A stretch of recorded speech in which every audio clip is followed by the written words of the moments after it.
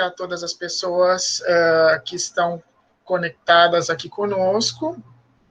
Nós vamos dar início à terceira das conferências que constituem esse ciclo Pods de conferências, Diálogo Sul-Sul, Américas e Áfricas. E hoje, o nosso convidado é o professor Marco Antônio Lima do Bonfim,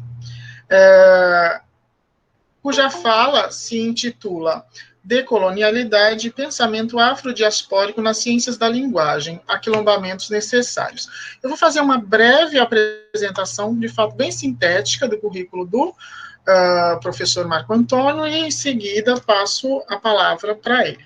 Desde já aproveito para agradecer muito, Marco, o aceite e, aliás, toda a colaboração.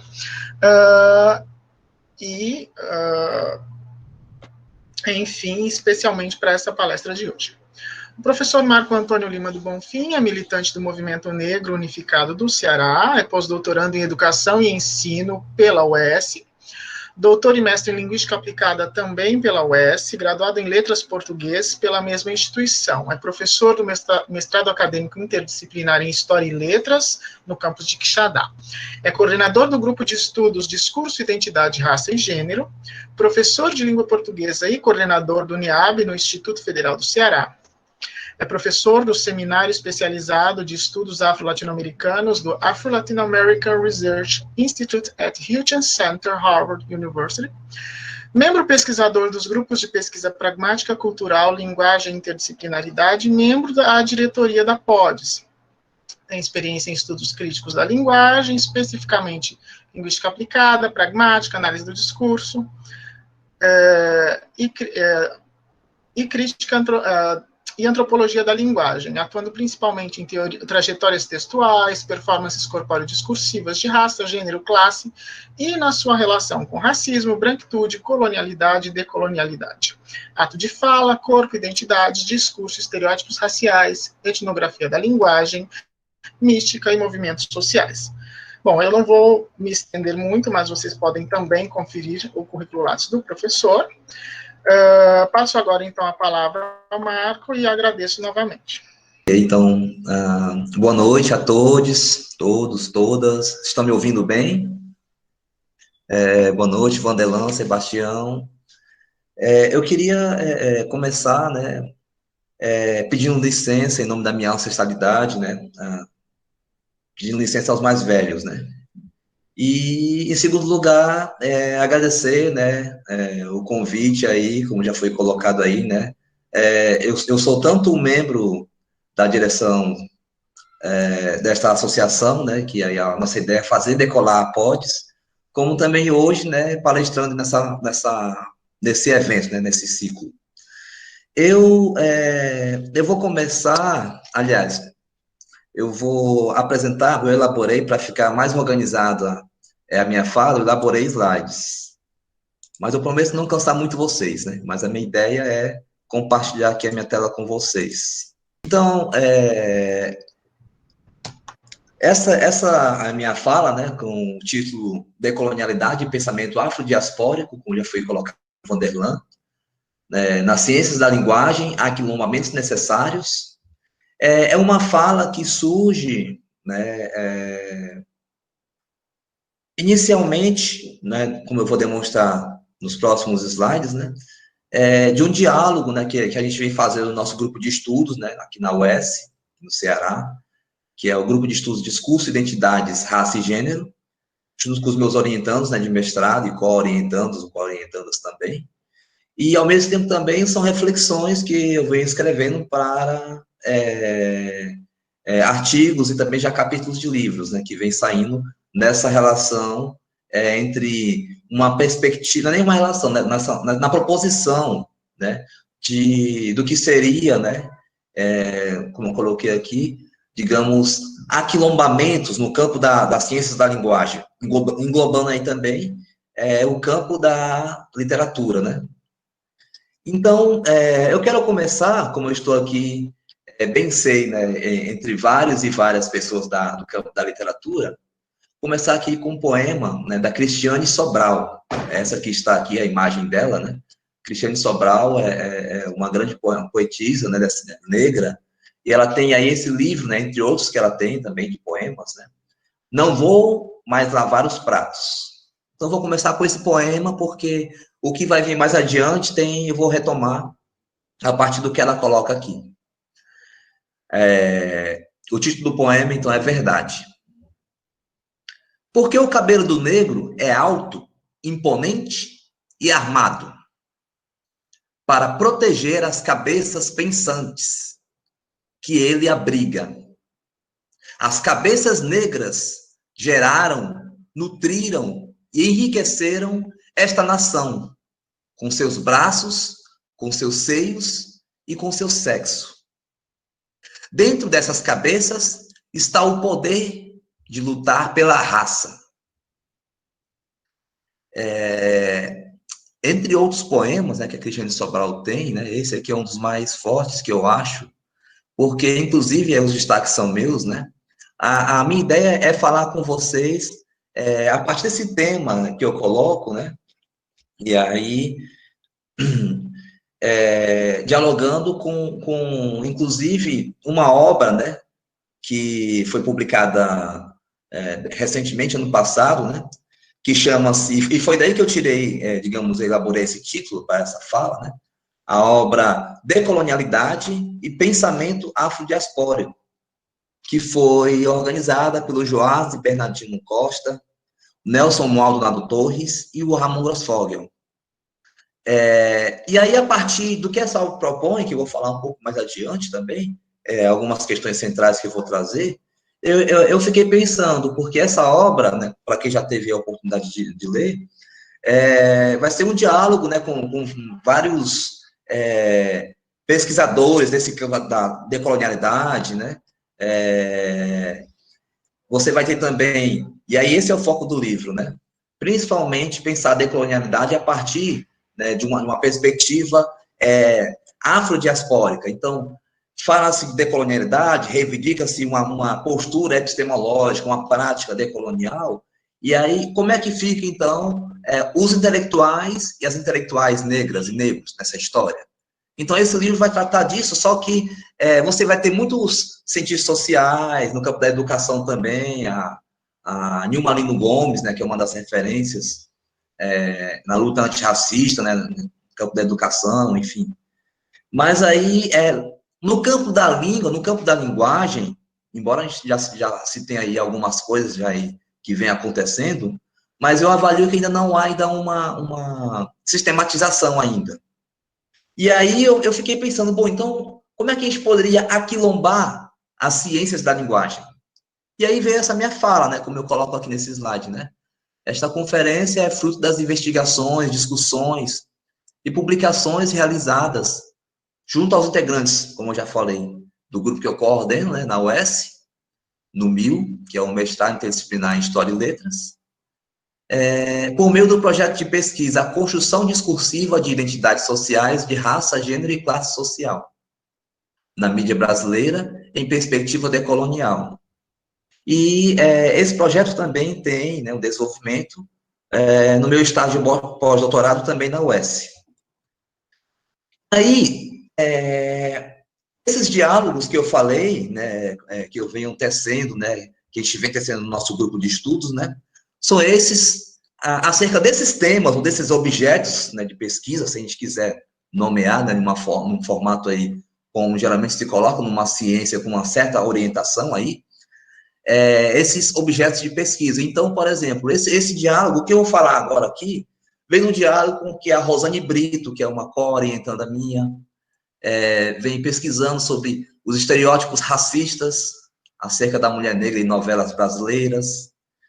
Vem do diálogo com que um orientando meu do MIL, o Eric Silva, vem estudando na dissertação dele sobre o legado filosófico africano roubado, né, pelos gregos, né? Então, a gente vê aí com uma questão de que o que se conhece por filosofia, enfim, não nasceu na Grécia, né? Houve um roubo, né, de filósofos, de uma perspectiva filosófica africana, e especificamente egípcia, né? É o que o Eric vem trazendo nessa pesquisa. Uma outra dissertação, né, que a gente vem dialogando e que eu venho né, nessa orientação, é a pesquisa do Andi Osório, que inclusive é cabo-verdiano, né, já aqui no Brasil há muito tempo, aqui em Fortaleza, e ele faz uma análise discursiva das masculinidades negras no cinema. O que é ser homem, né, o que é ser homem negro especificamente, né, e a relação aí com o racismo. A dissertação também do Eric Santos, né, que vem aí estudando as performances negro-homoafetivas e antirracistas, né? Então, as performances de LGBTQI+, né, negras. E, por fim, é um diálogo também com a dissertação de mestrado, né, do que ainda, tudo aqui são pesquisas em andamento, né? A pesquisa do Raul Souza, sobre violência linguística contra travestis na mídia cearense. Violência linguística aqui, é importante se dizer, não é meramente violentar, por meio da palavra, dizer algo, né, e violentar e ofender, mas violência linguística aqui é, inclusive, um tema recente, né, um objeto, né, no campo da chamada nova pragmática, né, Kanaveru Rajagopalan, lá da Unicamp, né, criou, né, fundou, e a partir do que ele fundou, um olhar específico sobre o que o John Austin propôs com um ato de fala, né, fez com que várias pesquisas, publicações, enfim, ao longo de 40 anos atrás aí para cá, tivessem aí vários temas. E um dos temas recentes é esse tema da violência linguística, né? De que em resumo, de que a violência linguística é também um tipo de violência física, né? É essa questão. Então, assim, dialogando com essas pesquisas todas, é que eu comecei a pensar, né, e aí aqui, ao longo do nosso grupo de estudos, né, do GEDIG, apresentar aqui o nosso grupo, que já organizou, acho que muitos aqui participaram, deve ter tido conhecimento dos nossos eventos, né, também nas redes, né, e aí, então, a partir dessas questões que eu coloquei, então a minha ideia aqui com vocês, nesse tempo que eu tenho de fala, para depois a gente conversar mais, apontar alguns caminhos possíveis para linguistas, analistas do discurso, enfim, críticas e críticos literários, pesquisadores do campo da literatura, ou, enfim, educadores, militantes, né? Mas a ideia é abrir caminhos possíveis para decolonizar, em perspectiva negro-diaspórica, os nossos olhares sobre a noção, o conceito de língua, né? De língua ou de linguagem. A primeira parte, né, digamos, da minha fala, vai se deter um pouco nisso aqui. Mas aí eu queria, antes de entrar nessas questões que eu vou trazer, inclusive no roteiro que eu preparei para ficar mais visível, esse percurso da minha fala, eu trago aqui a Nilma Lino Gomes, que eu já falei, né, professora emérita da UFMG, em que ela vai dizer aqui sobre o intelectual negro, a intelectualidade negra, a intelectual negra. Em um texto com esse título, né, um intelectual negro, que está no livro organizado pelo Boaventura de Souza Santos, né, falando aqui muito do Sul, né, aquela obra Epistemologias do Sul. Então ela vai dizer isso aqui. Esses sujeitos, né, os intelectuais negros, produzem um conhecimento pautado não mais no olhar do outro, do intelectual branco, comprometido ou não com a luta antirracista, mas pelo olhar crítico e analítico do próprio negro como pesquisador da temática racial. Os intelectuais negros, ainda continuando a citação, que eu coloco aqui na mesma pesquisadora, colocam-se no terreno político e epistemológico de desconstrução mental, ressignificação, descolonização de conceitos e categorias. Esses destaques são meus, e a minha ideia é fazer esse exercício aqui, né? Descolonizar conceitos e categorias. Então, o meu roteiro, né, no tempo que eu tenho, é pensar isso aqui com vocês. A primeira parte da introdução eu já fiz aqui, né? E aí, então, eu vou seguir esse meu roteiro, né? Falar sobre os feitos ou efeitos da invenção colonializante de língua, né? Língua, linguagem, a noção, o conceito de língua, né? partindo aí da linguística, mas também os ecos que esse conceito tem, diante de tudo que se quer estudar e pesquisar quando se fala, quando se olha para a linguagem. Depois eu vou para o pensar, agir decolonial, linguagens, racismo antinegro e branquitude no Brasil. E, por fim, o último ponto, antes de algumas reflexões finais, eu vou falar que eu vou realizar um ebó epistemológico, né, trazendo aqui, dialogando com noções da capoeira, com noções também, especificamente, das religiões de matrizes africanas, né, o candomblé, por exemplo. Né? Então, um ebó epistemológico, ou por uma análise decolonial da língua, Exu, performatividades negras e ato de fala mandingueiro. Certo? E aí eu vou concluir. Então, primeiro, o que eu trago aqui, então, é a ideia de que nós temos que desaprender o conceito de língua com o qual nós trabalhamos. Eu digo isso porque, independente da área, já que a gente está falando aqui de epistemologias, né, de saber, de ciências, enfim, independente da área, nós lidamos com a linguagem, a nível de análise, a nível de investigação científica, mas não só também, a nível de prática militante, né? Então, eu começo citando aqui o Kanaveli Rajagopalan, que eu já falei, que vai dizer que o conceito de língua, enquanto uma noção científica ocidental, né, para investigar a linguagem humana, é uma invenção política, linguística e retórica. E aí, a forma como o conceito de língua é performatizado, ele é construído, isso acontece em meio ou materializando posturas, como vou falar daqui a pouco, né, posturas colonializantes. Então, Raja, conhecido na academia, né, como Raja, este aqui, e ele vai aprofundar e dizer, né, que houve um trabalho meticuloso, né, houve um trabalho essencialmente político na invenção do conceito de língua, que atravessa tudo o que se fala, como eu falava agora, em termos de, quando se vai se analisar, inclusive uma obra literária, quer queiramos ou não, uma noção de língua está ali, nessa análise, uma noção do que é linguagem também, do que são práticas linguísticas.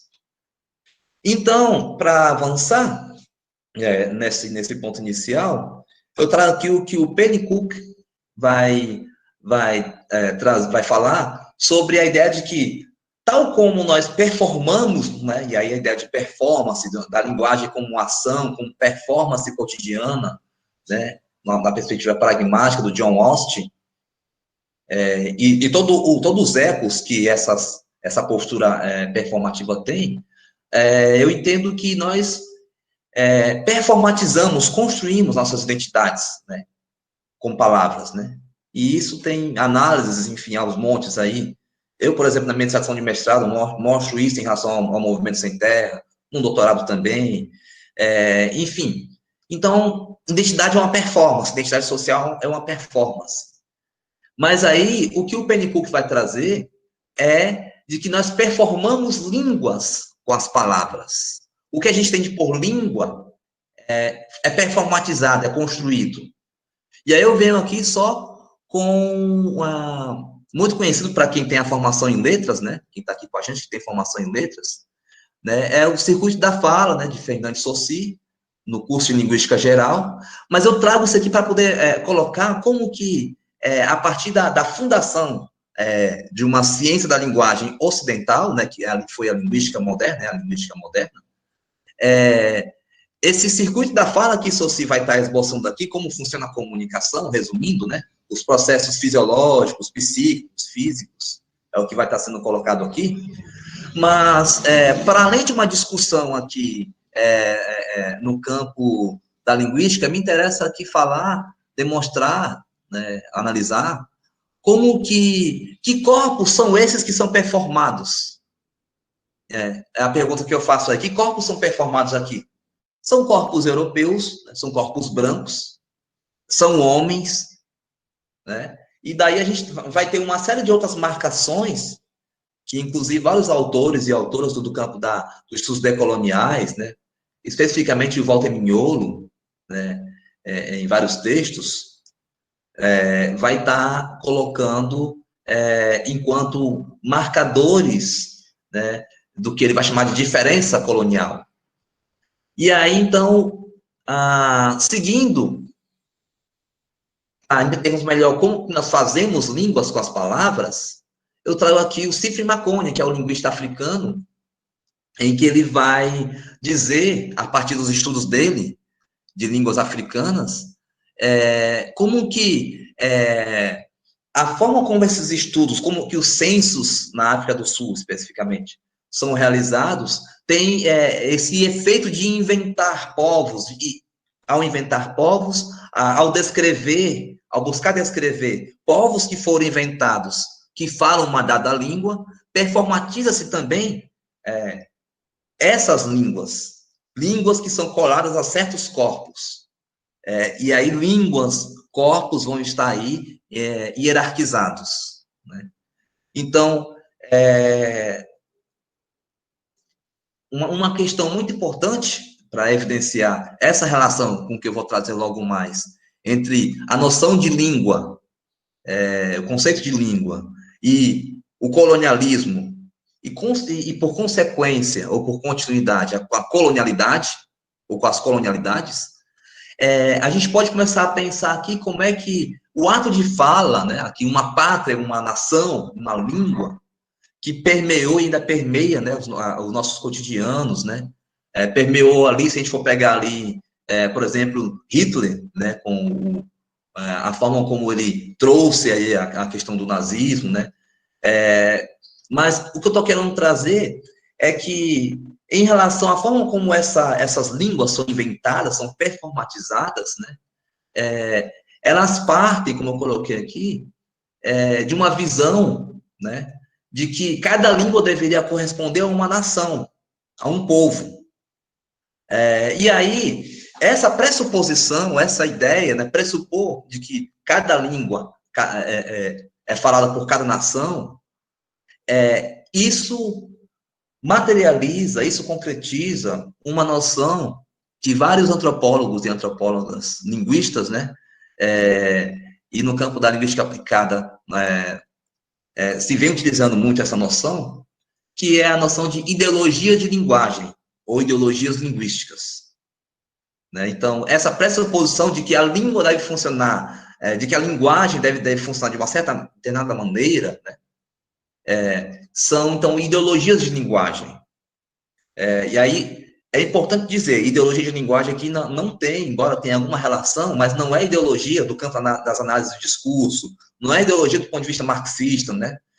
Ideologia aqui tem a ver com crenças, sobre como que a língua funciona, sobre como que os nossos enunciados devem ser projetados no tempo e no espaço para significar de determinada maneira, né? Então, não há ato de fala que não circule orientado por uma ideologia de linguagem.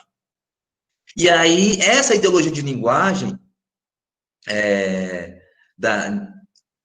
concretizada a partir dessa relação, uma pátria, uma nação e uma língua, ela circulou e ainda circula, enfim, mas ela faz a união, né, desse próximo ponto que eu vou trazer, que é entre as posturas coloniais e o conceito e a noção de língua, né? Aqui eu vou pular, porque eu já falei, né, o conceito de ideologia de linguagem tem a ver com camadas ou com níveis, né? Por exemplo, se a gente for entender para ficar mais explícito, a ideia ou a ideologia de linguagem de que existe uma norma padrão, né? O próprio termo, a própria classificação de norma padrão é uma ideologia de linguagem, porque ela vai embasar toda uma forma sobre como que as línguas, no caso, se a gente for pegar aqui o português brasileiro, deve ser falado, deve ser escrito. Então, ideologia de linguagem, né, tem a ver com essas questões. Então, nessa articulação que eu estou fazendo aqui, eu acho importante trazer o que o Richard Bauman e o Charles Briggs, que são dois antropólogos linguistas, né, vão dizer no livro As Vozes da Modernidade, que é um livro, não tem tradução para o português, né, é um livro em inglês, mas eu acho muito bacana porque nessa parte aqui, especificamente, eles vão demonstrar como que um projeto colonialista de língua, né, esteve a serviço, né, de se manter as hierarquias socio-raciais, de gênero, né, entre outras. É isso que eles colocam aqui quando eu trago esse trecho. Esse projeto colonialista de língua tem por base concepções sobre sociedade, política, natureza e ciência, as quais funcionaram e funcionam para manter as desigualdades de classe social, de raça, de gênero, etc. Em seus devidos lugares, por meio do ideal de língua pura, a língua de Saussure, que eu falava agora, língua pura, língua neutra, uma língua que signo, mas signo aí, numa perspectiva representacional, né? Pode se argumentar, tá, mas aí o campo da linguagem não usa mais a noção de signo, de língua como código, como signo, proposta por Saussure. E aí, trazendo as discussões sobre colonialidade, decolonialidade, a gente poderia questionar, será que ideologias de linguagem que foram fundadas sob a ideia de um signo fechado, da língua como um signo fechado, será que elas não permeiam ainda nossas práticas, nossas análises, quando olhamos para a linguagem? E aí, para ficar ainda mais ligada essa relação entre língua e colonização, né, eu trago aqui o que o Frantz Fanon, né, que é um dos autores chaves quando se fala em descolonizar, né, mas eu trago, aqui, porque assim, geralmente quando se fala no Fanon, tem se usado muito, né, e tem uma grande contribuição ali, né, o pele negra, máscaras brancas. Só que, às vezes, nas próprias discussões decoloniais, e aí eu acho que é uma questão que poderia ser colocada também, por que praticamente outras obras, como essas, Condenados da Terra, não são visitadas de uma forma mais aprofundada nas perspectivas decoloniais? E aí, especificamente, a noção de violência colonial, né, que eu trago aqui, para poder mostrar como que línguas estão relacionadas ou servem para colonizar. Talvez possa ser colocado, tá, mas não há uma novidade nisso, né? Língua, imperialismo, mas a questão aqui essa relação da forma como o conceito de língua foi criado nos estudos da linguagem e os ecos que isso ainda tem hoje, né? E aí, a noção de violência colonial que Fanon traz, né? Entendendo, né? Ele vai colocar aqui, vai dizer, a violência colonial não se propõe apenas manter em atitude respeitosa os homens submetidos. Trata também de os desumanizar. Então, a violência colonial desumaniza. Desumaniza, quando se fala aqui daqueles que são colonizados, nós aqui, eu me colocando aqui enquanto um homem negro, né, povo preto, né, então esse processo de desumanização que acontece por meio e nas próprias definições de língua. Nada será poupado para liquidar as suas tradições, para substituir as suas línguas pelas nossas, né? E aí, então, trazendo essa noção de violência colonial do Fanon, a gente pode entender, então, e aí eu trago aqui um trecho de um capítulo de livro que está para sair, né, ainda esse ano, assim espero, diante dessa pandemia aí, né, mas está aí com o pessoal da editora da UFMT, que é um capítulo que eu escrevi com a minha supervisora do pós-doutorado, que é a professora Claudiana Alencar, num livro que vai sair sobre linguística aplicada e raça, né? E aí é um texto, é um capítulo em que eu junto com ela, nós argumentamos sobre uma linguística aplicada antirracista e descolonial. E aí, esse trecho aqui eu acho muito cabe bem para poder dialogar com isso que eu estou querendo trazer aqui. A língua deve ser vista, né, portanto, né, como parte fundamental dos processos de hierarquização violentos e naturalizados por meio das relações de poder sustentadas, e agora a gente já vai para a colonialidade, né, sustentadas pela colonialidade, isto é, pela continuidade dessas violências coloniais, né, das relações coloniais nas relações contemporâneas. Então, a linguagem, a noção de língua, deve ser descolonizada. Esse aqui é o meu ponto ao trazer essa discussão.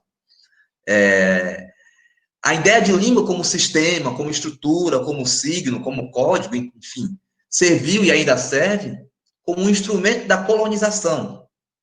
E aí, o Raja Gopala vai dizer, de alguma maneira, isso. A Juna Plaza Pinto vai ser mais contundente, né? Num artigo dela, inclusive, um capítulo de livro que saiu na revista da John Benjamin. Não tem tradução, né? Mas onde ela vai falar, o título é Sobre Corpos, Linguagem e Violência Epistêmica. Ela vai estar trazendo melhor essa relação entre língua e colonialidade. Então, a ideia aqui, então, é afirmar que uma noção de língua como sistema, como signo, como código fechado em si, por si, como estrutura, principalmente, materializa, né, as colonialidades do poder, do saber e do ser. E cada quilomba, né, vai me auxiliar aqui a dialogar com vocês essa relação. O conceito de língua como um sistema fechado, né, em si e por si, funciona semelhante à máscara que Gada Quilomba vai descrever na obra dela, Memórias da Plantação, né, Plantation, e onde ela vai descrever, né, a máscara que é a escravizada Anastácia, né, que é uma máscara lá e que fechava não só o rosto todo, mas principalmente a boca. Lá na frente eu vou voltar a essa questão da boca, né, para negras e negros. Fechava, né, impedia a boca. E aí a língua, como um sistema fechado, como um código, como uma estrutura, ela engendra efeitos perlocucionários, né, ela engendra efeitos coloniais e colonializantes. Jogando aqui com a Grada Quilomba. Então, como é que fica, então, uma vez constatado, então, que essa relação entre língua, colonialismo e língua, colonialidades, como que fica, então, o pensar agir decolonial? Faz-se necessário, a meu ver, descolonizar a noção de língua, herdada da tradição eurocêntrica, visando a construção de novas configurações de conhecimento e de poder, acerca de nossas práticas linguístico-identitárias. E aí, retomando, né, como eu falei no início da fala, o Joásio Bernardino Costa, né, como eu falei, a proposta dessa minha fala, então, é pensar, a partir do que é colocado nessa obra, em que ele organiza com o Nelson Maldonado Torres e com o Ramon Grossfogel, como é que fica, então, essa perspectiva de decolonizar, né, de desocidentalizar, como vai dizer, por exemplo, o Mignolo, né, as epistemes, as nossas práticas, que têm sido, embora já haja aí e aí a PODES, né, está nesse meio, né, todo um movimento já contra essa ocidentalização, essa perspectiva de uma matriz de poder colonial, ainda assim nós temos ainda muito a que fazer. E aí, nesse sentido, é que eu vou caminhando para a ideia de que descolonizar a noção de língua tem a ver com a gente perceber aí três, vamos dizer aqui, noções que aparecem quando esses autores e autoras, né, principais do campo da decolonialidade, vão argumentar acerca da decolonialidade como um projeto, né, se coloca isso, né, como um projeto. Nesse sentido, é importante compreendermos como a matriz colonial de poder tem se atualizado discursivamente por meio de geopolíticas e cosmopolíticas do conhecimento. O Grossfogel vai colocar isso no capítulo dele aqui, inclusive, nesse livro que eu já falei. O Mignolo, né, em vários textos vai discutir isso, né? Principalmente essa noção da matriz colonial, né? E aí essa matriz colonial é essa matriz colonial que eu falava há pouco, quando eu mostrava aí, ilustrando com o esquema aí do circuito da fala de Saussure, né? E quando a gente fala também de corpo político e geopolítica, a gente está falando de locus de enunciação, né? Então, quem é que fala, não só falar, mas, e aí, trazendo aqui o que a própria Grada Quilombo coloca, quem tem o direito, quem é autorizado a performar conhecimento, quem não é? Então, quais são os lugares que são construídos aí? Não só lugar social aí, né? Locus de enunciação. Aí, eu trago, eu acho importante a gente entender que as colonialidades operam, né, por meio da noção de raça. Então, não há como a gente decolonizar se a gente não for no âmago na questão. Se a gente não for, no caso aqui do Brasil, seja com perspectiva epistemológica, seja como prática cotidiana e militante, se a gente não for, não compreender o racismo antinegro, falando aqui, né, desse meu locus de enunciação, né, como sujeito, como intelectual negro.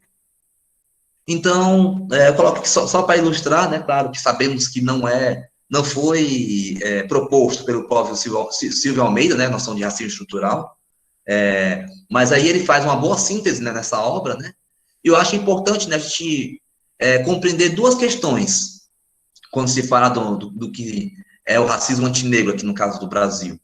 Uma primeira é de que o racismo não se resume, né, a meros preconceitos, né, a questões que, embora sejam dimensões desse racismo mais estrutural e que está ligado ao colonialismo e às colonialidades, e colonialismo como colonialidades, isso não chega à complexidade do que é o racismo. Então, temos que entender, então, o racismo como sendo, como vai desenvolver de uma maneira até didática, eu avalio o Silvio Almeida, né, então, de que o racismo que estrutura todas as nossas relações sociais, ele perpassa as dimensões políticas, econômicas, jurídicas, familiares, né, então, decolonizar, então, é ter uma postura, não só de reprovar, ou com muitos de tolerar, mas é ter uma postura pública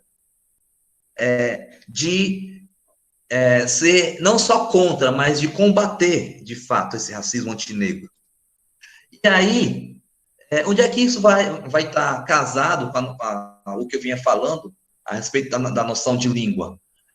Com um conceito de língua, de signo fechado em si e por si, né, e que atravessa, como vai dizer aí, por exemplo, o Faraco, Carlos Alberto Faraco, né, numa obra que ele fala dos efeitos de Saussure, né, então, o que Saussure fez ou não fez, há uma discussão, enfim, mas em termos de uma conceitualização de língua, isso ainda permeia, né, tudo que a gente fala em termos de linguagem no campo das ciências da linguagem. E aí eu acho que é importante a gente, nessa discussão de decolonizar, compreender a noção de branquitude, porque a gente está falando de colonialidades, do ser, especificamente aqui, de padrões que são colocados, padrões de sujeitos, padrão de sujeito, né, que deve ser performado, e aí a gente tem que entender aqui, então, que ser branco e ser branca aqui no Brasil, falando aqui, não ou não se restringe, né, a uma ideia, né, um olhar de branco ou branca, né, dos olhos verdes ou azuis, europeizado. Na verdade, e aí quem vai colocar isso aqui é a Lia Schumann, que é uma psicóloga branca, pesquisadora no campo da branquitude. A branquitude é uma posição, ou seja, é um locus enunciação, né? Aí, é uma posição em que sujeitos que ocupam esta posição foram sistematicamente privilegiados no que diz respeito ao acesso a recursos materiais e simbólicos, gerados inicialmente pelo colonialismo e pelo imperialismo, e que se mantêm e são preservados na contemporaneidade. Eu acrescento, por meio de práticas discursivas que materializam colonialidades do ser, do saber e do poder. E aí, já que a gente está falando, então,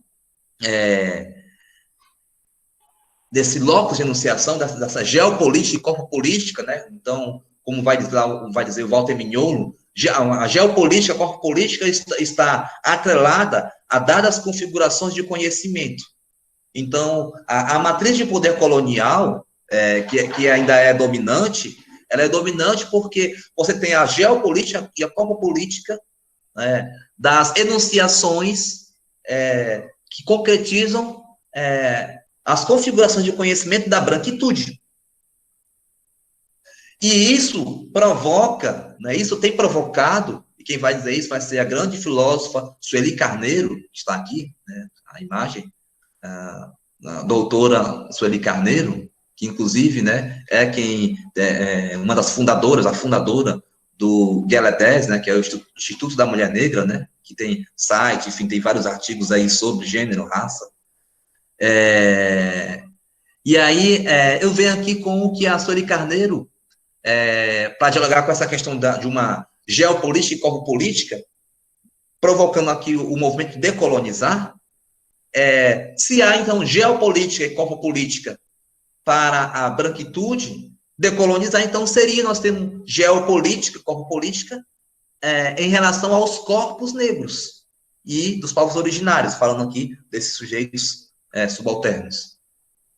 subalternizados, perdão. E aí, eu acho muito importante essa definição de epistemicídio, que, embora epistemicídio seja uma noção que o Boaventura de Souza Santos cunha, e a própria Sueli Carneiro reconhece isso, mas ela vai colocar aqui uma coisa que eu acho fundamental. Já que cada um de nós traz aí, daqui a pouco eu vou entrar com a Djamila Ribeiro, né, já que cada um de nós fala desse locus, né, de enunciação, né, desse lugar de fala, a Sueli Carneiro traz o lugar de fala dela e vai conceituar epistemicídio como, para nós, o epistemicídio é um processo persistente de produção da indigência cultural, pela negação ao acesso à educação, sobretudo de qualidade, isso ela está falando para a população negra, pela produção da inferiorização intelectual, pelos diferentes mecanismos de deslegitimação do negro como portador e produtor de conhecimento, os destaques são meus, e de rebaixamento da capacidade cognitiva pela carência material ou pelo comprometimento da autoestima pelos processos de discriminação correntes no processo educativo. Então, epistemicídio é esse assassínio, esse assassinato de conhecimentos, aqui no caso, pretos. E a forma como a ciência, como o saber, falar de decolonizar, de colonialidade, decolonialidade, o ponto central aqui é conhecimento, é saber. Então, que saberes têm sido aí chacinados, vamos usar aqui na questão das chacinas, né? E que saberes não têm sido, né? Tem sido colocado como esse padrão.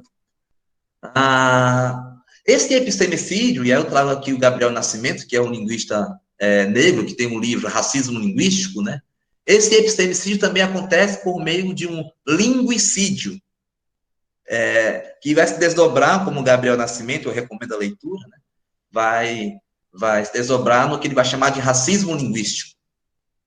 Só para dar aqui um exemplo, ora, por que no campo dos estudos linguísticos, geralmente quando se pesquisa, né, digamos, os aspectos que formaram o português brasileiro, né, vai se falar, a língua portuguesa, português de Portugal, isso aqui, né, as línguas, enfim, indígenas, né, e aí se coloca geralmente assim, né, os linguistas que estudam nessa perspectiva, e aí vai se dizer para os povos africanos a contribuição dos africanismos no português. Isso é racismo linguístico. É não entender que não foi uma contribuição, as várias formas, as várias línguas dos vários povos que constituíram o país em que nós moramos, são apagadas, né, nesse momento que se fala de a contribuição. E aí, diante disso, não há como, penso eu, ser decolonial se, principalmente, use as pesquisadoras, pesquisadores, professoras, professores, já que aqui a PODES, né, se coloca como uma associação que leva a decolonialidade para o chão da sala de aula. Então, artistas, militantes, se esses sujeitos todos que na sociedade brasileira são marcados, são lidos socialmente como branquitude, e aí há que se colocar aí, né, nos estudos os novos estudos sobre branquitude, né, tem o Lourenço Cardoso, né, sociólogo, aqui da Unilab, que vai ter um texto que ele vai falar de branquitude crítica e branquitude acrítica. Então, a branquitude acrítica vai ser, né, esse sujeito branco, né, que reproduz o racismo. Há uma branquitude que pode vir a ser crítica, e aí é uma discussão que a gente pode começar a fazer aí no processo de decolonizar o conhecimento, o saber, as práticas, né? Mas para isso, essa branquitude, era o que eu falava, crítica, para ser crítica, ela deveria assumir, problematizar e procurar desnaturalizar as maneiras como a sua branquitude reproduz o racismo antinegro. Então, no sistema colonial, com línguas coloniais, só o fato de ser lido socialmente como branco já garante a pessoas que são lidas socialmente como brancas, e aí, no meu ponto de vista, ou tu é negro, negra, ou tu é branco, branca, ou tu é indígena, especificamente, né, os povos originários, né? Porque todo o resto, e tem uma discussão que se teve, inclusive, num outro debate aqui do ciclo, né, sobre mestiçagem. A mestiçagem, diria eu, ou digo eu, aliás, ela é uma ideologia de linguagem colonializante. Então, essa questão, como eu falava, do epistemicídio, também tem a forma do racismo epistêmico, que eu trago aqui, ó, pronto, aqui eu trago aqui, eu tinha esquecido que eu tinha colocado aqui a citação, a referência ao Lourenço Cardoso, está aqui. Então, como eu falava, então, decolonizar, né, é importante, né, que seja não praticar e problematizar e desnaturalizar o racismo epistêmico. Ressalto que, principalmente no contexto acadêmico, é visível a postura de uma branquitude acrítica, como eu dizia há pouco, né? Ou pseudo-decoloniais, que não quebram o pacto narcísico branco. Bento aqui é Maria Aparecida Bento, é uma psicóloga negra que pesquisa já faz tempo, tem várias publicações, produções, sobre há um pacto narcísico entre as pessoas, entre a branquitude, né? De não falar, de não marcar-se como branco e como branca. Decolonizar, então, para quem é branquitude, é marcar-se como branco, porque o branco e a branca, por ser o padrão, não é marcado, na perspectiva da matriz colonial de poder, como argumenta o Walter Mignolo. Então, principalmente nesse contexto acadêmico, nós temos, então, né, e eu tenho visto, enfim, aí, esses sujeitos, né, que não quebram esse pacto narcísico branco, que se sustenta, por um lado, na reprodução da matriz colonial de poder, e, por outro, na negação de que preto é cabeça, e não meramente corpo. Eu destaquei aqui cabeça e corpo, porque, inclusive, é uma das dicotomias colonializantes que se coloca, né? Natureza e cultura. E natureza e cultura, você tem corpo, né, que vai ser colocado aí para a questão do homem, vou pegar aqui do sujeito negro, né, do homem negro. Então, o homem negro, por exemplo, não poderia pensar, porque ele é corpo, ele não é cabeça. E aqui também é um trocadilho com outro texto do Lourenço Cardoso, que ele vai falar, né, ironicamente vai colocar, né, acho que é o branco cabeça e o negro corpo, né. Então, eu teria aqui inúmeras situações de racismo epistêmico para narrar, mas o que eu estou falando aqui de que eu não estou falando isso sozinho, né, há aí uma produção já vasta sobre racismo epistêmico. Há situações diversas em que acontece o quê? Para quem intelectual negro, seja ele homem negro, mulher negra, ou LGBTQIA+, negre. Há o não reconhecimento e a validação do conhecimento produzido por intelectuais negros e negras, né? Esse não reconhecimento, essa validação, ou uma secundarização desse conhecimento, pelos seus pares, que na sua maioria são, ou constituída pela branquitude. Então, para decolonizar, no meu ponto de vista, então, romper com o racismo epistêmico. Uma das formas de fazer isso, por exemplo, vamos lutar, por exemplo, para que quem está aqui nos programas de pós-graduação, né, tanto faz mestrando, doutorando, doutoranda, ou os próprios docentes, vamos lutar para que as cotas raciais nas pós-graduações possam ter mais força. Né? Nós, no MIL, né, depois de muitas discussões e debates, conseguimos aprovar no próximo ano, né, na próxima seleção do mestrado interdisciplinar de História e Letras, da UESP, no campus de Quixadá, nós vamos ter 4 cotas, 4 cotas, né, a política de cotas, vão ser 2 para negros, né, uma para indígena e uma para pessoa trans. Né? Isso, então, ter prática decolonial, eu avalio. E estar rasurando, estar rompendo com esse racismo epistêmico. Aí eu trago aqui, para ir já caminhando para a análise que eu quero fazer no final, né, finalmente aqui da minha fala, eu acho importante que eu trago isso aqui como um alerta, né? Eu vi essa arte circulando há um tempo atrás, né? E em uma fala, aqui e acolá, em alguma fala que eu faço sobre esse tema que eu estou tratando aqui com vocês, eu uso essa imagem. Foi aqui a imagem de um evento numa escola do interior, aqui, educação básica aqui do Ceará, uma semana da cultura negra, né? Aí falando a questão do novembro, né? Consciência negra. E aí tem aqui o título, Decolonialidades e Educação Pública. Sementes de resistência negra e mestiça. E aí aqui do lado tem uma imagem, a branquitude salta aos olhos. Aí eu me pergunto, como é que fica essa decolonialidade no ensino básico, na educação pública? Como é que está sendo feito? Como é que a gente pode fazer?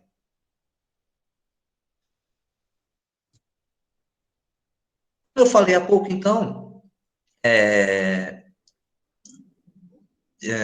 a Djamila Ribeiro, né, vai trazer, então, a noção que ela vai sistematizar a reflexão do feminismo negro, né, e vai trazer a noção de lugar, ou lugares, enfim, de fala, que tem a ver com justamente essas enunciações decoloniais, né? E aí eu destaco aqui Enu, porque Enu, na cosmovisão iorubana, Enu significa boca.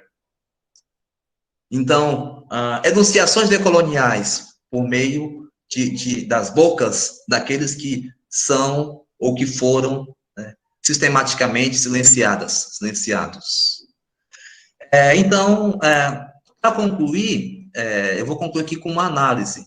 Não sei, Vandelan, como é que está. Eu estou vendo aqui no meu tempo, eu acho que eu já estou com quase 50 minutos, eu acho.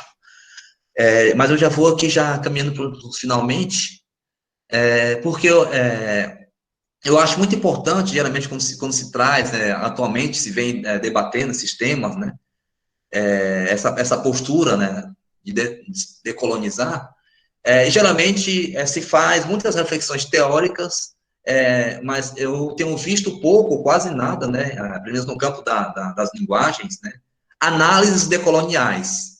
Como fazer uma análise decolonial, por exemplo? Uma análise da língua decolonial. E aí eu quero encerrar, então, explicando aqui brevemente o que eu estou chamando aqui, fazendo aqui um ebó epistemológico, né? Ebó é um ritual, né, de oferenda aos orixás, né, nas religiões de matriz africana, especificamente no candomblé. Então, compartilhando aqui, então, com o Luiz Rufino, que é do campo da educação, o Luiz Rufino, que inclusive também é pai de santo, ele propõe, né, aí ele vai falar de Exu como educação, e assim, esse termo, né, não, bom epistemológico não é meu, estou trazendo do que ele faz aqui, mas trazendo para o campo da linguagem. E aí ele vai dizer, né, que o axé e o Exu, né, o Exu, o orixá da comunicação, da língua, né, e o axé, que é a nossa força vital, né, que inclusive tem a ver com encantamento no candomblé, o Exu, perdão, o axé e o Exu são conceitos fundamentais que nos possibilitam giros epistemológicos, ou melhor dizendo, giros decoloniais. Nesse sentido, então, eu vou finalizar com um ebó epistemológico, se é que eu já não estava fazendo antes, né? Embora eu tenha trazido aí alguns poucos autores e autores brancas e brancas. Mas a minha ideia não é negar, é trazer para dialogar e construir um posicionamento meu. Então, esse ebó epistemológico, né, são, então, práticas de linguagem, práticas teórico-metodológicas, afrodiaspóricas, que provoquem efeitos de encantamento nas esferas de saber. E aí, para poder analisar alguns trechos que eu vou analisar aqui agora de matérias que saíram na mídia sobre, por exemplo, digamos, essas ações, né, antirracistas mais frequentes que têm se ficado a partir do assassinato lá, né, do irmão negro George Floyd, eu vou analisar algumas manchetes, né, entendendo essas manchetes como ato de fala mandingueiro. O Gilson Cordeiro, né, é um linguista aplicado, né, negro, e ele propôs na tese dele, né, dialogando com a perspectiva dos atos de fala, né, um ato de fala mandingueiro. Ao estudar a capoeira, né, ao estudar a mandinga da capoeira, né, a mandinga faz que vai, não vai, dobra para cá, não dobra, né, e aí a mandinga, né, que a partir, então, da capoeira, ele propôs, então, a ideia do ato de fala mandingueiro. E aí, então, eu vou entender, então,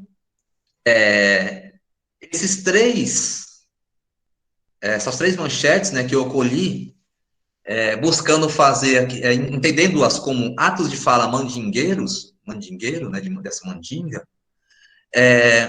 são sites negros, né, sites, né, que o Guerra 10, como eu já falei, Guerra 10, o Nexo Jornal e o CERT.org, que inclusive é coordenado pela Maria Aparecida Bento, que eu falei há pouco, a psicóloga negra, né? Então, são sites que têm por objetivo fazer circular práticas de linguagem antirracistas, né?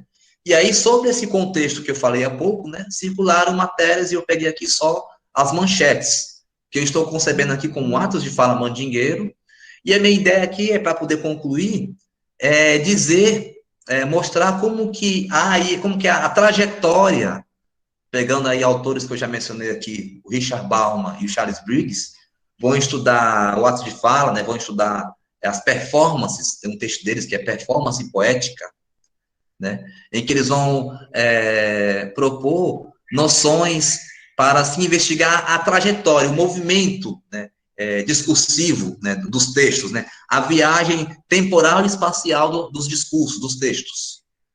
E aí, eu peguei aqui, eu procurei pegar, ó, quando, no mês de junho, início do mês de junho, né, no final de maio, aconteceu, né, o assassinato de George Floyd, lá em Minneapolis, e aí, no final de maio, especificamente início de junho, começou a se ter o que a gente já sabe, né, essas atividades todas antirracistas, e no Brasil também. E aí, então, eu procurei pegar, ó, dia 5, o dia 7 e o dia 8, procurando entender como é que ideologias de linguagem, como eu já falei, como é que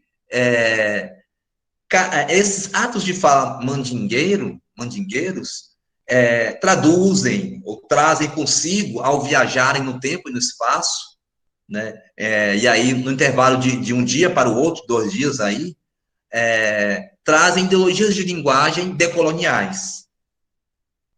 Quando eu digo trazem, não é que materializam, como o discurso materializa ideologia, na verdade, assim, como é que esse ato de fala, para que ele possa circular, ele é arregimentado, ele tem uma projeção própria, que faz com que ele circule, com que ele tenha dado efeito, né, performativo. Então, vejam, racismo, colonialismo e falta de ar, né, saiu aqui no Guerra 10. E a forma como esse ato de fala vai ser, como na antropologia linguística chama-se entextualizado, como que ele viaja de alguma maneira e vai aparecer aqui nesse ato de fala do antifascismo e antirracismo, os atos em meio à pandemia. Se a gente começa a entender que começou a se gerar no Brasil, começou a se ter esses atos antirracistas, né, mais recentes, que eu estou me referindo, e no contexto de luta, né, do impeachment do atual presidente, enfim, e aí tem essa questão do antifascismo que aparece aí, mas se você for ver, e eu não estou falando aqui de mero intertexto, né, no campo da linguística textual, eu estou falando aqui da forma como racismo, colonialismo e falta de ar aí, fazendo referência ao próprio George Floyd, né, que sabemos, né, foi asfixiado com o joelho no pescoço. E quando a gente tem algumas posturas, as pessoas dizem que a gente é radical, né? E aí, racismo, colonialismo e falta de ar, como é que esse mesmo ato de fala, que saiu no dia 5, viaja no tempo e no espaço e é intextualizado por uma outra matéria que sai no dia 7, e que já traz aí agrega a questão da pandemia. E nós fomos analisar como é que como é que estão as mortes na população negra que é periférica, e sabemos que quem não tem condição para se cuidar está morrendo, né? E muito. Então, a gente percebe aí como que esse ato de fala mandingueiro, primeiro, é intextualizado nesse segundo, e também como que o próprio ato de fala, vidas negras importam, atravessa todos esses atos de fala mandingueiro. Ato de fala que mandingueiro, por quê? Porque ele traz essa mandinga preta. Vidas negras importam. E aí vem aqui, nesse último, né? Mas por que precisamos afirmar o óbvio? Diante de tudo que já aconteceu, né? Então, o que eu estou querendo trazer é que vejam que esses dizeres, fazeres, essa pragmática, né? Esse ato de fazer, dizer e fazer, isso aqui não é meramente palavra, não é meramente uma frase, isso aqui são ações que performatizam isso que eu quis colocar como demonstrando, desse ponto de vista do campo da ciência da linguagem, como decolonizar conhecimento, né? Então, para concluir, finalmente, eu trago aqui a Gada Quilomba, quando ela vai dizer isso aqui, né? Decolonizar o conhecimento significa criar novas configurações de conhecimento e de poder, né? De alguma maneira eu procurei trazer isso aqui para vocês, né? No nosso movimento negro unificado, nós temos feito isso, né? Constituído uma geopolítica e uma corpopolítica que tem performado o saber decolonial, a partir aqui de cursos de formação com nossas próprias cosmologias, né? Do povo preto. E aí, eu quero dizer, então, para que a gente possa abrir para a discussão, que não há como ser decolonial na ciência da linguagem, na linguística aplicada, análise do discurso, pragmática, sociolinguística, né, na pesquisa literária, né, utilizando modos colonializantes acerca do funcionamento da linguagem. Não há como ser decolonial se, principalmente, use as pesquisadoras e pesquisadoras, professoras e professores, militantes, marcados, lidos socialmente como branquitude, não assumirem, problematizarem e procurarem desnaturalizar as maneiras como sua branquitude reproduz o racismo antinegro. Eu vou pular essas questões que eu trouxe aqui e vou finalizar com Conceição Evaristo. Por que eu coloquei aquilombar no final do título da minha fala? Tanto tem a ver com Conceição Evaristo, né, em um texto que ela publicou ano passado, né, que saiu aí. É tempo de nos aquilombar, né, é tempo de formar novos quilombos. Entendendo? A gente pode entender quilombo aqui como esse outro locus geopolítico epistêmico. Né? Está mais do que na hora da gente formar novos quilombos, em qualquer lugar que estejamos. Mas também aquilombar na perspectiva de Beatriz Nascimento e de Abdias também Nascimento, que são dois intelectuais, uma intelectual e um intelectual negro, né, que vão trazer aí essa noção de aquilombar, né? E por que não também aquilombar junto com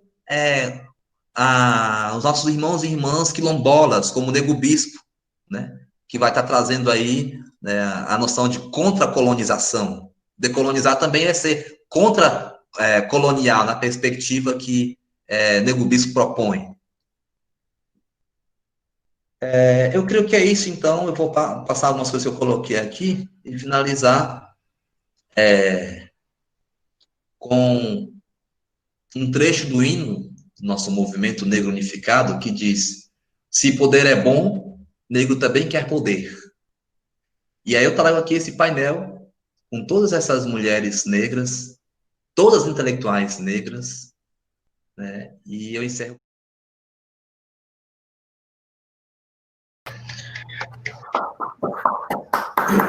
Teve alguém? Parabéns, né?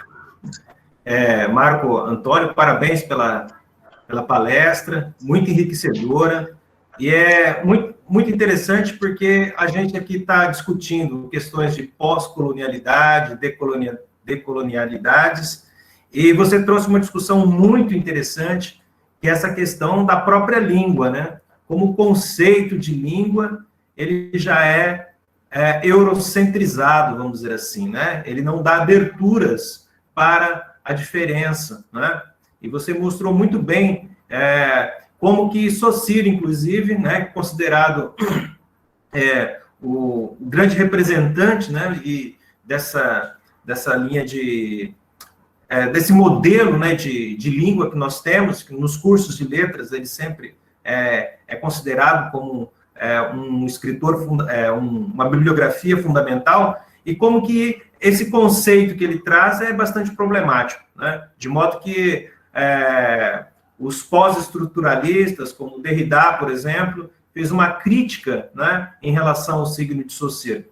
E essa crítica ela foi continuada aí, na maneira que eu percebi, através de você, quando você traz os linguistas que questionam também essa questão do signo, dessa questão de que língua é sistema, né? Mas onde que essa língua é performatizada, utilizando o termo que você utiliza, né, na palestra, né? Em quais corpos que essa língua aparece como modelo, como norma, né? É interessante isso, ou seja, só de você colocar, problematizar isso, nós, da área de letras, a gente já vai ficar mais perceptiva em relação a isso. Verificar esse local de enunciação, né? Esses corpos, né, que utilizam essa língua padrão, vamos dizer assim. E quando você falava, eu me lembrei de um trecho de uma discussão que o Fanon estava fazendo em um dos livros dele, né? Que ele dizia, se eu não me engano, é o primeiro capítulo de Máscaras, Pele Negra, Máscaras Brancas, né? Ele dizia assim, né, que o negro martinicano, ele quer e imita, né, a língua francesa, porque ele tem uma língua que é típica do crioulo francês, que quando o negro, né, da Martinica chega na França, ele quer esconder, ele quer falar como o francês fala, o francês padrão, vamos dizer assim, né? E aí, nessa discussão de Fanon, ele diz o seguinte, que muitos negros conseguem falar exatamente como um francês, né, branco, né, padrão, né? E aí, mesmo assim, né, ele se sentiu aviltado e rejeitado, né? E aí ele dá o seguinte exemplo, né? Ele fala assim, um negro, né, quando chega na França e fala perfeitamente o francês, mesmo assim, ele não recebe nenhum tipo de privilégio, não é? E a resposta é essa. Você fala perfeitamente francês, mas você é negro. Ou seja, não adianta performatizar a língua que ele não vai conseguir ter os acessos. E aí depois ele observou que um outro estrangeiro que falava de maneira tosca a língua francesa e teve vantagens, não é? E aí a resposta, né, do francês seria o seguinte, olha, ele é russo, né? Ele é engenheiro, apesar de não falar bem o francês, né, ele acaba tendo vantagem, não é? Ou seja, ficou bem claro que era uma questão puramente racista em relação a isso. Mas a língua, ela é utilizada nesse sentido. Ela de alguma maneira, ela disfarça, né, vamos dizer assim, esse preconceito, esse racismo em relação ao outro, negando os acessos porque o sujeito tal não se expressa dentro daquela forma padrão, daquela forma normativa, né, que a universidade impõe, que a escola impõe, ou seja, já é um racismo que você bem colocou, eu não sei se claro que tem muito mais do que você falou nisso, mas já percebi aí um racismo linguístico, né? Quer dizer, que muitas vezes a gente não para pensar nisso, né?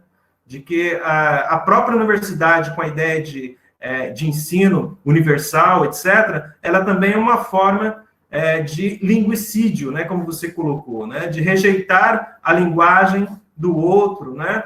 E ainda dissimular esse racismo estrutural, né, como também você colocou. Então, muito interessante a palestra, e é também muito útil, justamente porque nós, da área de teoria da literatura, de crítica literária, nós usamos, com certeza, as referências eurocêntricas, porque são essas referências que a gente tem familiaridade, não é nem por maldade, não, é porque são essas referências que nos passaram e que nos formaram, entende? Então, é importante também saber que existem linguistas, né, como Raja, né, lá da Unicamp, que pensam um conceito de língua por um viés que não é mais eurocêntrico, não é? Então, é importante saber disso. Então, que a gente pode, inclusive, fazer análise dos textos, né, e ao invés de utilizar as terminologias padrões, vamos dizer assim, para analisar um personagem, problematizar, a gente também pode estar incorporando essas referências. Então, muito legal a palestra nesse sentido. E a minha pergunta é uma provocaçãozinha, tá? É o seguinte, você disse que no momento da sua palestra, que para você não tem esse negócio de meio, né? Ou o sujeito é uma coisa ou outra, né? Ou seja, ou ele é negro, ou ele é índio, né? Ou outra coisa. Mas vamos pensar um contexto, né? No qual, por exemplo, uma família cujo pai é negro e a mãe é indígena, né? E eles vivem uma mesma condição social. E aí, como que fica essa questão da identidade, da identificação? Já que uma coisa não pode ser outra, esse sujeito ele tem que se expressar, tem que deixar as outras possibilidades de identidade e assumir uma só? Como que fica isso? Antes de... Marcos, só um instante, por favor. Vou sugerir que a gente faça algumas perguntas em bloco para a gente aproveitar melhor o tempo, porque senão, às vezes, a própria proposição da pergunta vai ocupando tempo e depois não sobra tempo para você falar. Pode ser? Também tinha algumas coisas aqui, meio que como um franco atirador, já que a ideia é provocar discussão mesmo.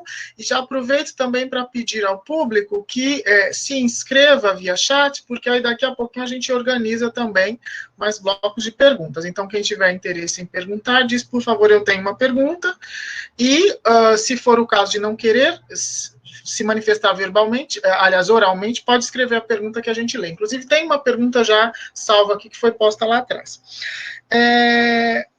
Marco, enquanto eu te ouvia, eu me lembrei de algumas questões, obviamente, num diálogo mais amplo com a literatura. Obviamente, eu digo por causa da área em que eu me situo melhor, né? Me lembrando de expressões que eu vou chamar de literárias, sem aqui problematizar esta terminologia, mas poderiam ser, digamos, num sentido bem amplo de produção de linguagem, ou linguageira. E me lembrei de casos bem interessantes que poderiam levar um diálogo à luz da sua exposição. Eu penso, por exemplo, na Sor Juana Inés de la Cruz, uma mulher mexicana, freira, que vai para um convento porque não queria casar, queria poder estudar. Inclusive escreve poema erótico e depois sofre várias retaliações por isso, e escreve na língua do outro, mas já não escreve a língua do outro. Eu penso num escultor, uma espécie de arquiteto-escultor peruano, também da época barroca, chamado Índio Condori, que esculpiu várias catedrais importantes no Peru, inclusive a de Cusco, e aí você tem uma fachada, isso no século XVII, é isso que é importante, uma fachada feita à mão do governo, né? Mas a fachada tem uma série de elementos incaicos incrustadas nela junto ou no meio dos elementos cristãos. E, no caso brasileiro, no Aleijadinho. Aqui, inclusive, negro.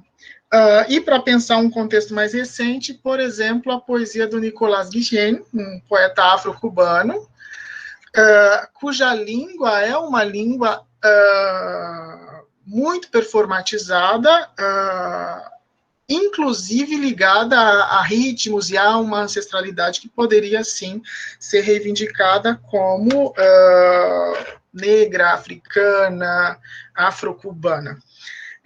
Bom, a primeira coisa que eu ia, de fato, te perguntar, você fez questão de frisar no finalzinho, que era, de um modo objetivo, o que você entendia por aquilombamento. Então, eu vou eliminar essa questão. Agora, vem duas...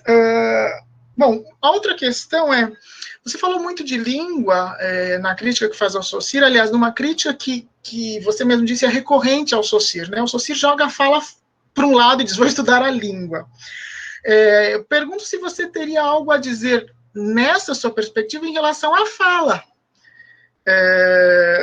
e não à língua, para aproveitar aqui essa dicotomia sem pensar como algo de fato dicotômico. A outra questão, essa é uma das minhas duas provocações, você não menciona o Jacques Derrida em nenhum momento, o Sebastião até mencionou Derrida agora na fala dele. É uma coincidência ou é porque ele é branco? Afinal, ele nasceu na Argélia, sendo branco, mas nasceu na Argélia. E em gramatologia, ele faz uma crítica muito bem feita justamente a essa questão, não só eurocêntrica, mas, segundo ele, metafísica da noção de língua, né? E lá ele não fala de negro, mas ele fala de índio, porque ele faz uma crítica muito dura ao Lévi-Strauss e aquilo que ele pensava em relação à linguagem dos índios americanos. E aí, para finalizar, o que eu tenho como provocação, hoje ou ontem, não tenho certeza, a Whoopi Goldberg, a atriz, nesse contexto ainda de funeral do Chadwick Boseman, né, o Pantera Negra, ela, nas redes sociais, meio que convocou, né, disse para o pessoal da Disney, olha, nós queremos um parque que seja Wakanda, nós não queremos um parque da Frozen. Ao mesmo tempo, com isso, ela reivindica a Disney, que é uma expressão aí do que há de império, de capitalismo, e enfim, coloca a discussão numa dinâmica curiosa. Então, o que você pensa um pouco do Parque Wakanda na Disney? E é, de fato, para problematizar a ideia de linguagem, de ato de fala nesse contexto. É isso. Se você quiser ir comentando essas, eu vou agora organizar aqui as outras perguntas para a gente fazer um próximo bloco daqui a pouco. Beleza, só essas aí já tem muita coisa, né? Vamos lá, eu vou tentar ser também objetivo para que a gente possa conversar com as demais que surgirem também. Então, Sebastião coloca a questão da mestiçagem, né?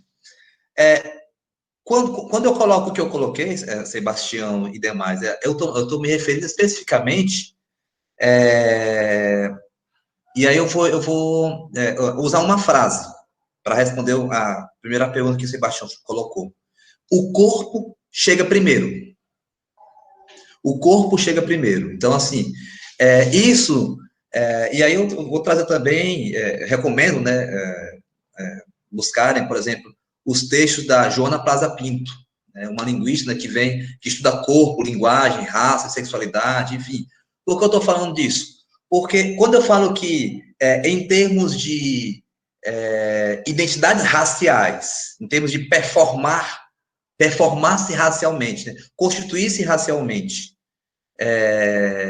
ou é negro, ou é branco, ou é indígena, aqui ao nível do Brasil, é porque todo o resto, número um, vem com a miscigenação, vem para embranquecer o moreno, o mulato, o que quer que seja, enfim, vem para embranquecer quem é negro.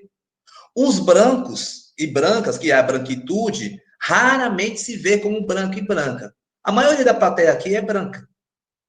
Então, assim, a plateia, assim, perdão, gente, porque aqui está a ideia é conversar, né? Perdão, a maioria dos participantes e participantes, né?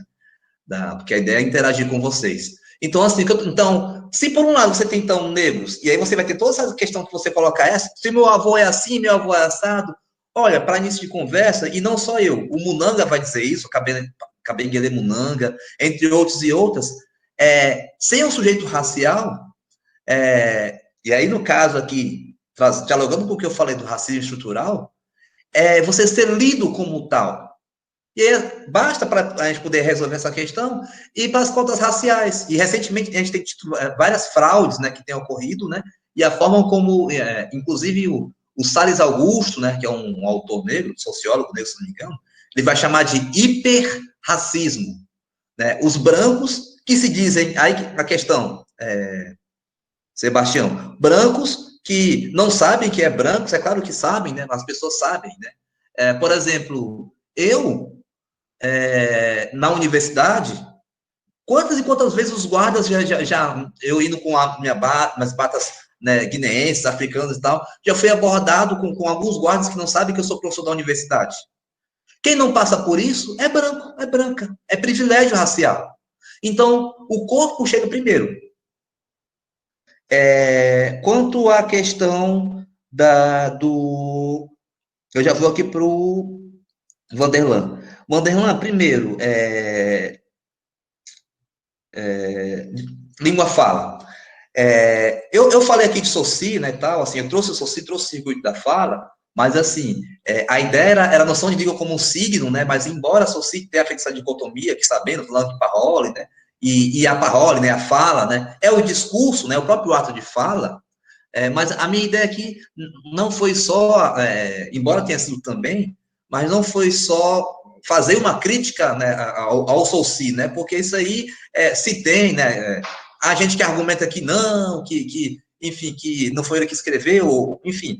Mas a minha questão foi partir da noção de Lang, né, de língua que ele cria, e que, inclusive, se a gente for ver, essa própria dicotomia Lang e Paroli, ela é colonializante, porque o Saussure vai fazer isso pegando dos gregos, né, e os gregos, como eu já disse, né, roubaram dos egípcios.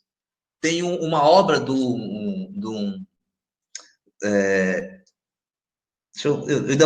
até mais tarde eu vou lembrar, mas é de um egiptólogo, que ele vai demonstrar, né, como que há esse roubo da filosofia dos gregos, né, da filosofia egípcia.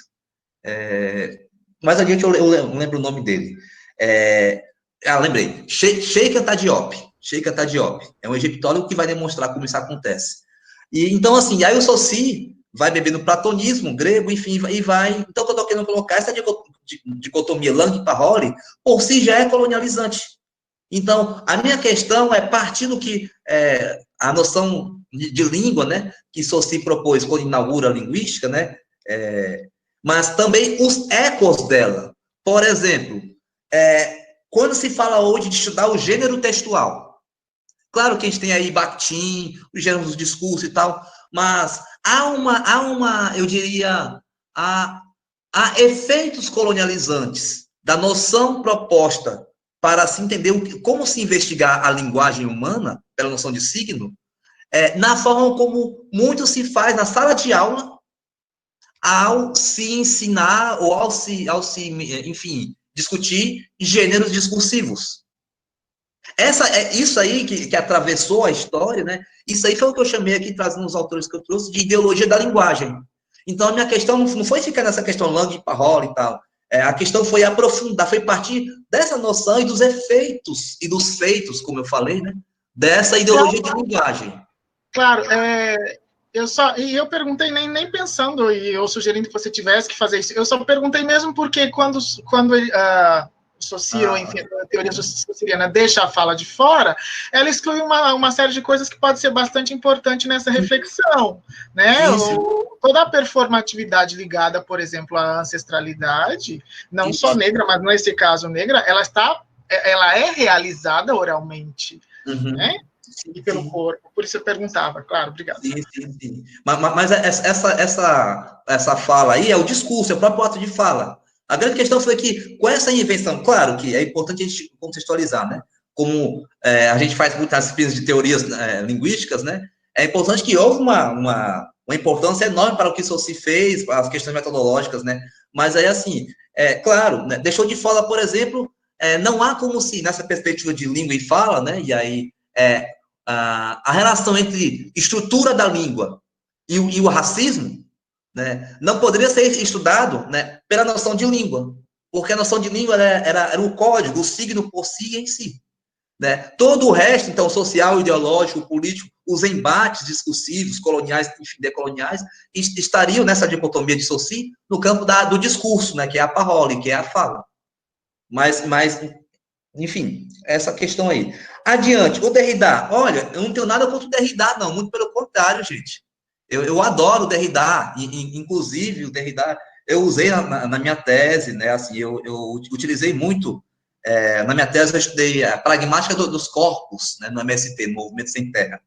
E aí eu bebi, né, enfim, e tenho, né, inclusive textos com a Judith Butler, com o próprio Derrida, gosto muito, e compartilho, né, e a ideia é essa, né, de que não há uma essência, pegando a metafísica, né, é óbvio, não há, assim, essa própria aí é uma sacada boa que Derrida teve, mas hoje eu avalio que talvez isso que Derrida dizia, por isso que é muito importante a gente decolonizar, a gente ir mais fundo mesmo, talvez haja, por exemplo, filósofos, no próprio modo de pensar a cosmogonia iorubá, por exemplo, que já pensava o mundo social, enfim, a linguagem, vamos pegar aqui o significado das coisas, sem ser essencialista. Eu pergunto, será que a metafísica da presença, será que a farmácia de Platão, claro, não estou deslegitimando Derrida, mas será que essas ideias todas também não teriam sido ditas, escritas talvez, ou mais ditas, né, porque o povo preto é mais da oralidade. Será que elas não já teriam sido ditas contadas e recontadas, né? E a iterabilidade dessas histórias, né? Pegando o próprio Derrida, né? O processo performativo, né? De iter e itera, no e para o outro, essas histórias foram por conta da matriz colonial de poder eurocêntrica, branca, etc., que eu falei há pouco. Será que não houve um epistemicídio? Né? Então, será que o Derrida, claro, há um grau aí, né, como todo pensador que ele foi, né, inclusive com a crítica que ele faz, a noção de contexto de uma forma homogênea, né, importante, mas o que eu estou querendo colocar, será que essas reflexões também não estariam em dadas falas, enfim, discursos, e que tiveram uma visibilidade porque foi Jacques Derrida quem disse? Eu coloco isso porque, olha só, a gente está falando sobre decolonialidade, tal, decolonizar, colonialidade. Tem uma autora que é Marimba Ani. Marimba Ani, de alguma maneira, no mesmo período histórico em que, por exemplo, Walter Mignolo, né, que é colocado como um dos grandes idealizadores, né, lá do grupo Modernidade e Colonialidade, né, junto com os demais que aparecem, e as demais, a Walsh, enfim. Mas quando o Mignolo começa a despontar com as obras que ele vai trazendo, lá na década de 90, né, essas questões que hoje a gente vem debatendo, a partir do que ele e outros também escreveram, a Marimba Ani já fazia, por exemplo, lá em 94, há uma obra dela, né, que é negra, se me engano, acho que era socióloga, não. Socióloga negra. E sobre uma crítica, a gente poderia dizer assim, uma crítica à razão europeia. Aí eu pergunto, aí eu retomo a ideia do corpo. Quem é o corpo que está falando? Quem é o corpo que pode performar conhecimento?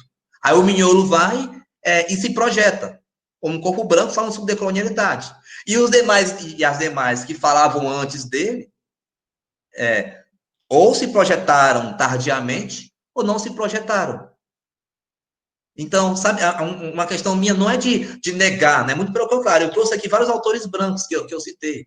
Mas o que eu acho importante ao falar aí dessa questão do Derrida aí, né? Acho que é a apropriação que se faz. Qual é o locus, né, enunciativo, né? Que você parte, que você demonstra, né? Articulando essas perspectivas todas. Eu não sou... Tem gente que é radical. Eu rompi com a filosofia ocidental. Tem gente que é assim. Não, eu não. Mas eu acho que tem a ver com como você traz, né? E de que maneira esse conhecimento, né, que você traz, ele é articulado. Eu procurei trazer aqui, não sei se ficou, né, explícito, né? Conhecimentos que não são tão colocados como conhecimentos, como o candomblé, por exemplo, né? Então, assim, eu acho que é essa perspectiva, né? Não sei se tem outra pergunta. Acho que era isso, né? Não sei se você vai querer comentar o caso da Whoopi Goldberg e o sim! Perdão. Eu tinha esquecido. Obrigado, Vanderlan. Olha, eu te confesso que eu tenho acompanhado um pouco essa questão, né, a morte, né, desse irmão que, puxa, inclusive passou recentemente aí novamente o filme, né? Mas, assim, eu acho que essa tua pergunta pode nos servir para pensar o que muito se coloca aí, né, mas fica muito no senso comum, é a ideia de representatividade negra importa. Eu até, há um mês, né, eu participei, né, eu gravei um podcast pela primeira vez, nunca tinha feito isso. Me chamaram para falar um podcast sobre antirracismo e tal, e aí eu fui, né? Aí eu lembro que veio algo semelhante, inclusive, né? Não estava no contexto da morte, né? Ainda desse protagonista do filme, né? Mas, e aí veio o tema do filme, né? E aí, uma resposta que eu dou, que eu dei, que foi a mesma resposta que eu vou colocar aqui, quando você tem um filme como Wakanda, e você tem lá, sabemos, né, dominantemente lá, os sujeitos, as sujeitas, enfim, são negros e negras. Você tem o que a gente poderia dizer de, ao mesmo tempo, uma positivação da identidade negra, e aí não é identidade morena, não é identidade mulata, não é marrom bombom, não é... Porque, né, em várias pesquisas, inclusive do IBGE, há quem diga que minha cor é a cor de marrom bombom. Há quem diga que, aqui no Ceará, tem gente que diz, minha cor é a cor de burro quando foge. Sabe? Então, assim, negro. E aí, então, você vai ter uma positividade, por um lado, uma referência positiva, né, de sujeitos negros, e por outro, e isso é muito importante, até por processo decolonial, uma despositivação da identidade padrão, que é a identidade da branquitude. Então, o filme Pantera Negra, entre outros, mas ele ficou muito marcado por tudo, se a gente for colocar aqui, a própria ancestralidade está ali muito viva, muito presente, né? Então, ele traz isso. Eu acho que se a gente fosse colocar nessa discussão aí, nessa questão que a Whoopi Goldberg traz, né, da Disney aí, eu diria que, assim, se a gente viesse a ter, ou se fosse ter, enfim, um posicionamento político de um fortalecimento, né, de uma referência positiva para nós, negros e negras, eu acho que pode acontecer o que for acontecer em termos de Disney ou não, né? Eu acho que é por aí. Certo, obrigado. Particularmente, eu fico sempre muito com o pé atrás com a própria exploração capitalística, para usar um termo dizendo, da alteridade, né? É sempre um risco, né? Ela tem esse efeito de positivação, mas ao mesmo tempo acaba se tornando uma maneira de explorar essa imagem para um fim que é alheio a ela. Isso é sempre, talvez, um pouco contraditório com o próprio filme, né? Numa das cenas finais do filme, o rei vai criar uma espécie de núcleo tecnológico para justamente apontar para outras possibilidades dessa história. Eu fico um pouco preocupado aí com a própria reificação ao transformar isso num elemento Disney. Nós temos aqui uma pergunta que tinha sido feita às 9h03 no chat e eu anotei. É a pergunta do Alexandre César. Eu não sei se ele ainda está online, mas de qualquer modo eu vou ler a pergunta. Ele diz assim: professor Marco Antônio, como podemos trabalhar a decolonização tendo em vista a superação da matriz colonial em curso? Essa é a pergunta. Quer que eu repita? Como podemos trabalhar a decolonização tendo em vista a superação da matriz colonial em curso? A pergunta é só essa, mas eu imagino que ele está pensando sala de aula, escola, esse contexto. Certo, ótimo. Eu vou começar a responder pela perspectiva acadêmica, no sentido de uma pesquisa acadêmica, né? Digamos, se você vem... eu posso trazer aqui, inclusive, o exemplo do... Eu venho orientando, né, coorientando uma pesquisa de mestrado, do Alexandre César, no mestrado em Educação, Intercâmbio e Educação, aqui da UES. E ele pesquisa, a proposta dele é justamente essa, exatamente essa. Uma pedagogia decolonial por meio das experiências que se concretizam nas narrativas de docentes quilombolas.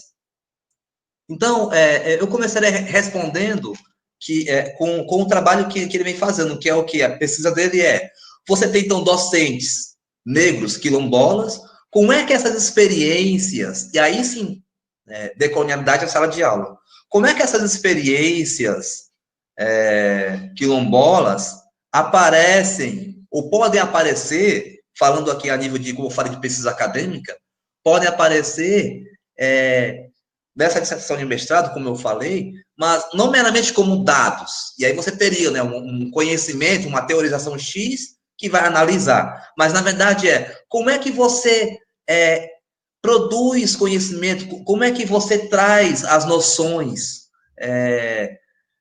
de vida, de saber, de cultura, de língua desses sujeitos e transforma isso, aliás, e traz isso como categorias de análise. falando aqui em termos de, como falava, do contexto acadêmico. Então, isso é uma questão. Por exemplo, eu não sei porque eu não estou muito, ainda não estou, né, muito no contexto dos quilombos, mas eu não sei dar aqui um exemplo, mas alguma noção, alguma maneira de nomear alguma coisa na forma como essas comunidades quilombolas, ou essa comunidade, ele está investigando uma comunidade quilombola específica, que fica aqui na cidade de Pacajus, né, dista aqui de Fortaleza, alguns poucos quilômetros, é próximo da capital.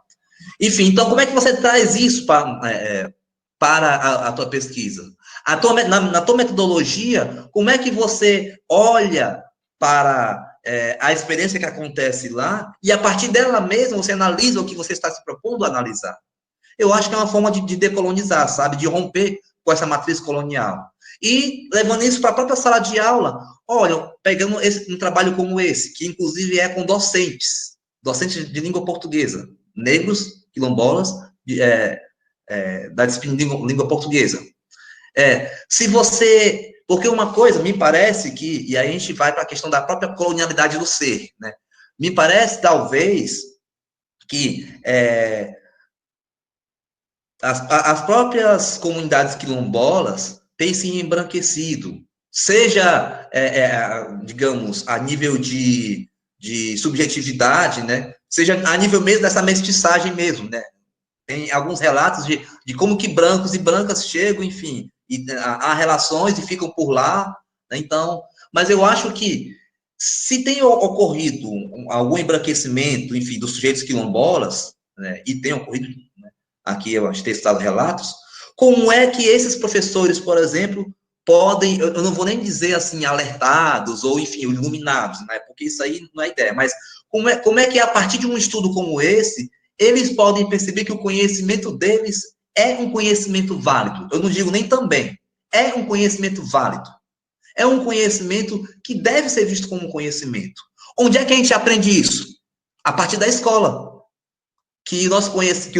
O nosso falando aqui de conhecimento de pretos e pretas, de quilombolas, no caso, não é visto como um conhecimento.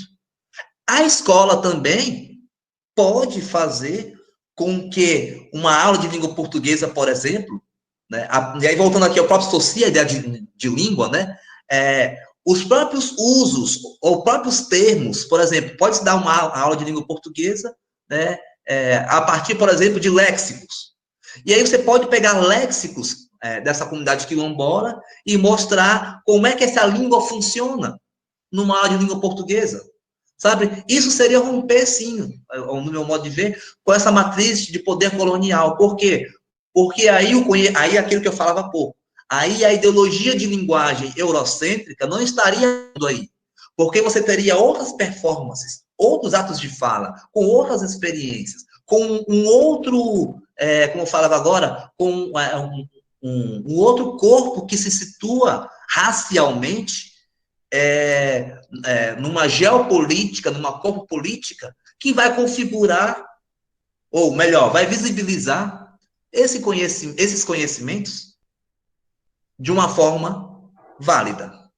Porque o que acontece é que a matriz de poder colonial, ela, ao se colocar como padrão, e aí é o que os próprios autores e autores decoloniais colocam, né? A ideia não é substituir, por exemplo, então agora tudo vai ser afrodiaspórico? Não. Mas a ideia é que a pluriversalidade, né, epistemológica, falando aqui, né, possa vir a ocorrer. E aí, eu não sei se eu cheguei a dizer quando eu estava explanando antes, mas eu acho que, de alguma maneira, me parece que muitos e muitas estão indo para as perspectivas decoloniais, pós-coloniais, enfim, aí um outro caminho também, que dialoga, mas vamos ficar aqui no decolonial. Alguns, me parece que vão, tipo assim, por exemplo, eu vou fazer uma seleção de doutorado, de mestrado, e aí nessa linha de pesquisa se pesquisa decolonialidade. Eu vou propor um projeto que tem isso para poder entrar. Eu avalio que a ideia não, ser decolonial é mais do que uma epistemologia, é também um modo de pensar, de fazer, de pesquisar, mas é uma prática cotidiana, é um compromisso.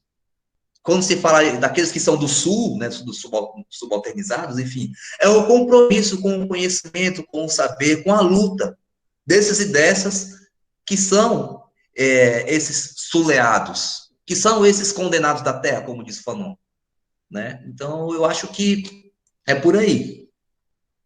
Tem outra... Obrigado, Márcio, novamente. Não, eu estou só conferindo o chat aqui, mas aparentemente não há outras perguntas. Havia uma interrogação lá atrás, mas na verdade era já a interação entre dois outros participantes, pelo que eu entendi.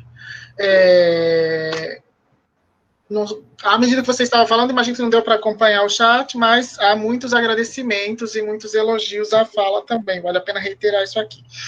Bom, para a gente ir finalizando, até pelo horário, e antes de passar também para o Sebastião, que imagino vai fazer o agradecimento, eu me permito uma pequena anedota, mas uma anedota muito real, como costumam ser as anedotas, que tem algum fundo real. Essa, na verdade, não tem fundo, não. Eu conheço os personagens que eu não vou nomear aqui.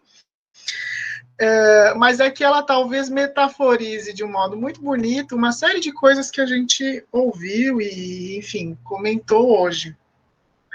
Eu tenho 2 colegas de departamento, um casal.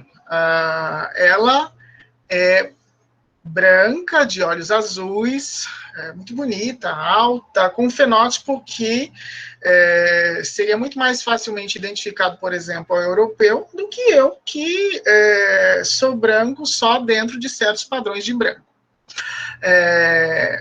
E o marido é negro, num tom de pele semelhante à sua pele, Marco. E eles têm uma filha, essa filha agora já está entrando na adolescência, mas os dois estão na universidade há muito tempo, então ela nasceu dentro da universidade, e quando aprendeu a andar, já estava em meio a congressos, circulando, enquanto os pais estavam ali proferindo alguma fala.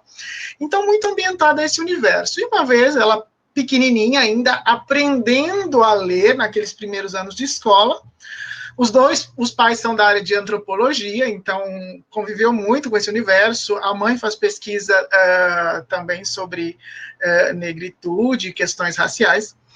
E ela estava lá, brincando, no meio de uma conferência que eles estavam assistindo, mas ela, como criança, também estava ouvindo, né? E aí foi projetada uma tabela de dados.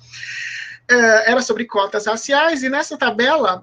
o que ela pensou, e é isso que interessa, porque havia, entre outras categorias, havia brancos, negros, e no final da tabela tinha total. Tinham outros itens também, mas ela filtrou esse.